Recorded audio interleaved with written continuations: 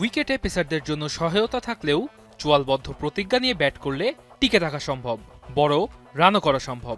তৃতীয় দিন সেই মানসিকতা নিয়ে শুরু করেছিল আগের দিনের দুই অপরাজিত ব্যাটার মুমিনুল হক ও শাহাদাত হোসেন দীপু।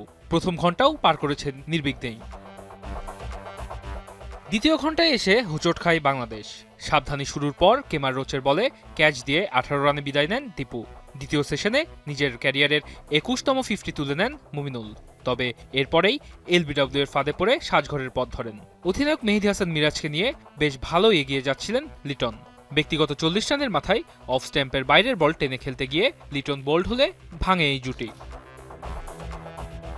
দলের শেষ স্বীকৃত ব্যাটার হিসেবে জাকের আলী অনেক উইকেটে এলে তাকে নিয়ে নির্বিঘ্নেই তৃতীয় সেশন কাটিয়ে দেন মিরাজ। তবে তৃতীয় সেশনের শুরুতেই আলজেরির জোসেফের বাউন্সারে কাবু মিরাজ ফেরেন শর্ট লেগে ক্যাচ দিয়ে। 166 রানে 6 উইকেট হারালে ফলোঅনের চোখ রাঙানি দিচ্ছিল টাইগারদের। তাইজুল ইসলামকে নিয়ে সপ্তম উইকেটে 68 রানের জুটিতে প্রাথমিক বিপর্যয় সামাল দেন জাকের। 26 রান করে তাইজুল ফিরে গেলেও এক প্রান্ত আগলে রেখে হাফ সেঞ্চুরি তুলে নেন এই ডানহাতি ব্যাটার।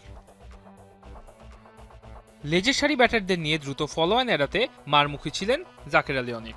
তবে 53 রানে বাউন্ডারি লাইনে উড়িয়ে মারতে গিয়ে ক্যাচ আউট হয়ে ফিরতে হয়েছে জাকের আলীকে। এরপর হাসান মাহমুদ ও তাসকিনের ব্যাটে ফলোঅন এড়ায় বাংলাদেশ। তবে এই দুজনের জুটি লম্বা হতে দেননি গ্রেভস। অল আউট ছিল সময়ের ব্যাপার, তাসকিন শরীফুল সেটি হতে দেননি। দুজনে 12 রানের জুটি করে অল আউট হওয়া থেকে বাঁচান তৃতীয় দিনে।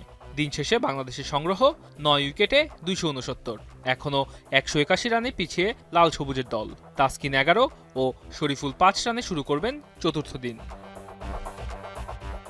ওয়াসিউল হক পান্থ, এখন।